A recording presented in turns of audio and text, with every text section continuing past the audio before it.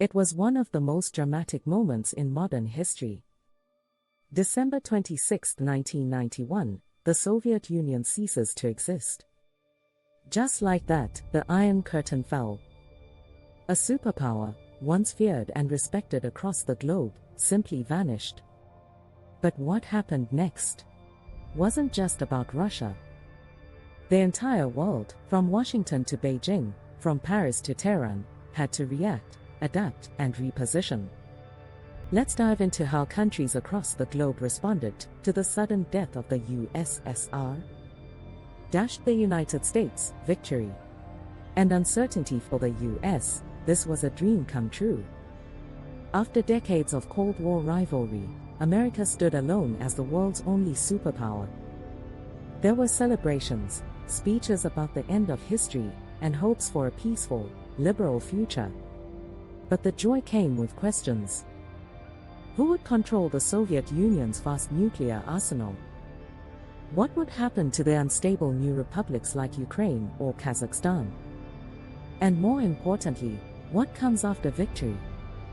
America suddenly had to deal with the burden of leadership and the chaos that came with a rapidly changing world. China, opportunity and caution. Beijing watched the collapse with a mix of fascination and fear. On one hand, China had one less communist rival. On the other, it was a warning. The fall of the USSR showed just how quickly a rigid, authoritarian regime could fall apart when reforms spiraled out of control. So the Chinese Communist Party tightened its grip. Instead of embracing political reform, China doubled down on economic growth without democracy, determined not to repeat Moscow's mistakes. Europe, a new map and a new challenge for Europe, it was a political earthquake. Eastern Bloc countries like Poland, Hungary, and East Germany had already broken free. Now, the Baltics, Estonia, Latvia, Lithuania, rejoined the West with stunning speed. The European Union began expanding eastward. NATO welcomed new members. Suddenly, there was a new frontier between Western liberalism and a rising Russian nationalism. But not everyone celebrated. Former Yugoslavia, lacking the Soviet umbrella, collapsed into bloody war. Ethnic tensions that had been frozen for decades erupted, especially in Bosnia and Kosovo. The price of freedom was, at times, terrifyingly high. The Middle East power vacuum and new games. The Soviet Union had long been a key player in the Middle East.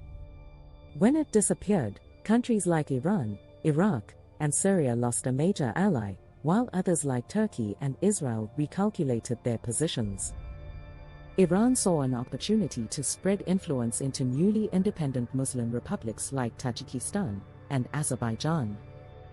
The US used the moment to solidify its power in the Gulf, especially after the Gulf War, trying to reshape the region under its own vision. The result? More instability and a dangerous new game of proxy wars. Africa and Latin America, forgotten by both sides. For many developing nations, the Cold War had meant aid, weapons, and attention. Both the US and USSR had tried to win hearts and minds across the global south. But after 1991, that attention vanished. Many African and Latin American countries were suddenly left adrift, their economies exposed, their militaries unsupported, their regimes vulnerable. The collapse of the USSR meant the world stopped watching, and they were left to pick up the pieces alone. Russia rebirth or breakdown. And what about Russia? In the early 1990s, it seemed ready to become a Western-style democracy. Markets opened. McDonald's came to Moscow. Boris Yeltsin promised reforms. But poverty soared. Crime exploded. National pride vanished. And from that chaos, a former KGB agent named Vladimir Putin began his rise. The West celebrated too soon. Because Russia wasn't finished. It was only regrouping. Fall of the Soviet Union didn't bring peace.